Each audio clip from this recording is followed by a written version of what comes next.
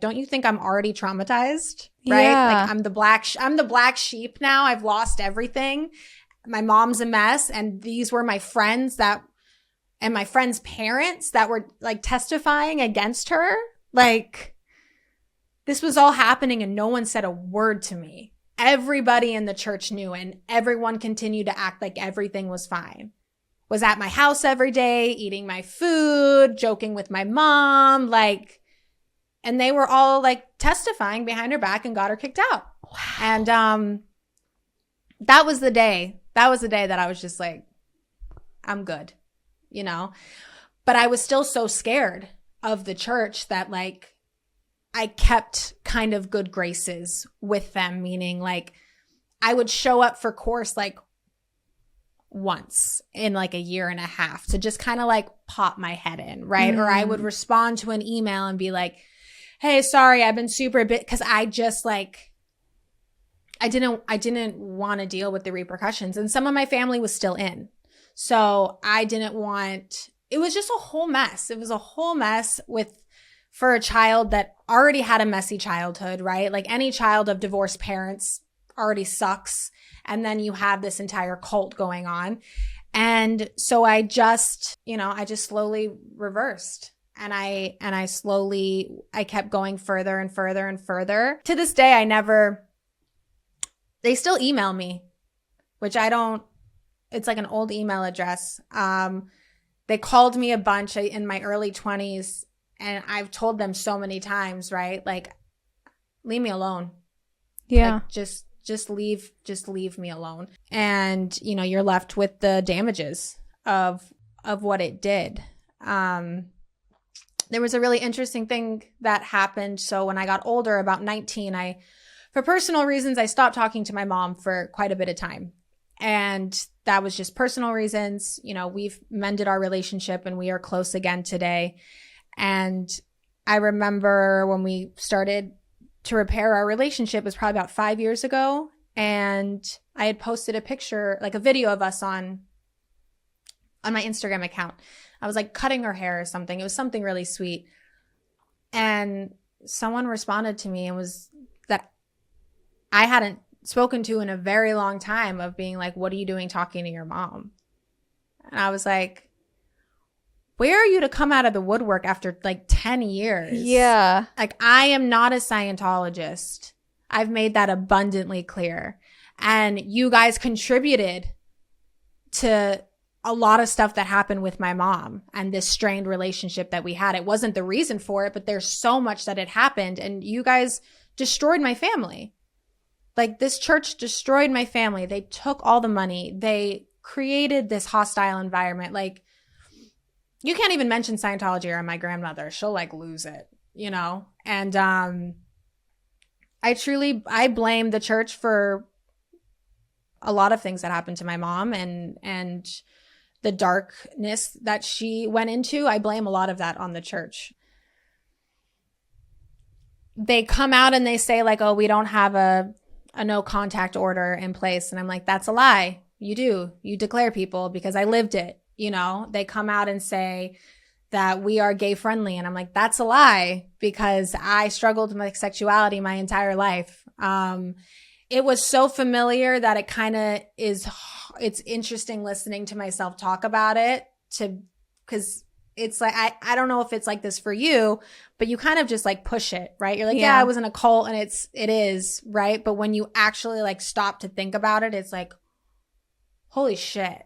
You know, sorry, I swear a lot. That's okay. No, it's fine. I just realized I swore a bunch. It's fine. But like, you know, I'm in deep therapy and I have been for years, because I have to deprogram myself. Yeah.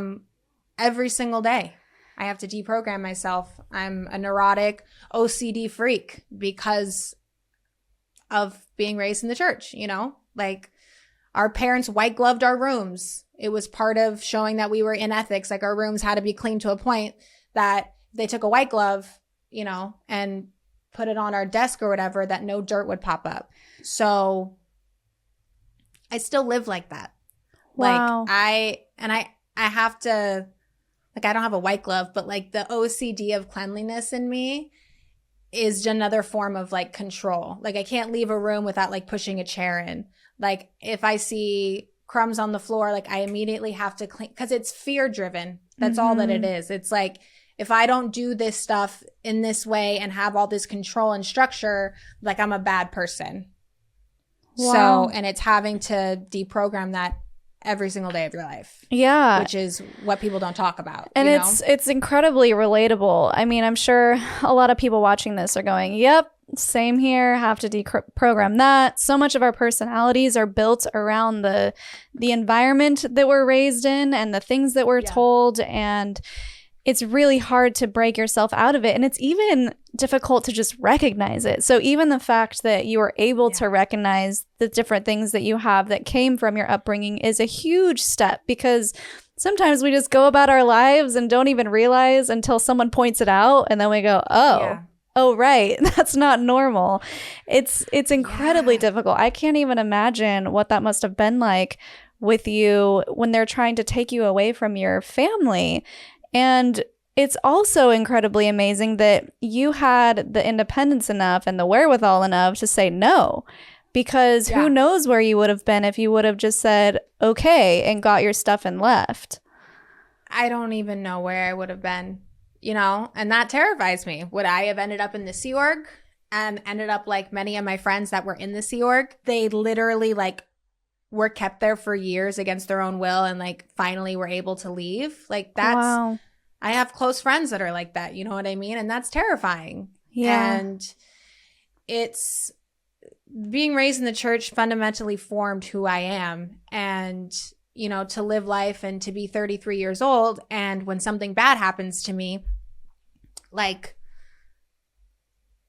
I think it's my fault.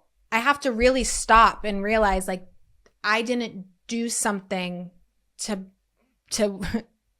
bring this in, right? Yeah. Like I didn't cause this. Like I remember, this is many years ago, I got assaulted, and, you know, I put this person away for a while in jail, and my first thought was, what did you do? That was my first thought. Was, what did you do to pull that in? And I literally sat there and I thought about it. And I was like, well, if I had, like, this was like my inner monologue, right? Like if I had been better, if I had been a better person, like this wouldn't have happened to me, right? Like if, mind you, I'd been out of the church for quite some time by the time that happened. But that's what it was what did I do? I remember another incident. This is when I was still in the church, and I told someone, an adult that was in the church, about something that had just happened to me. It was really scary. And instead of like comforting me, being like, you know, I had gotten roofied at a party I was at, and luckily I got away from the guy that was trying to assault me, and I made it home, and I was telling this person, an adult in the church, like what had happened, and I was so upset. And they were like, well, what did you do to pull that in?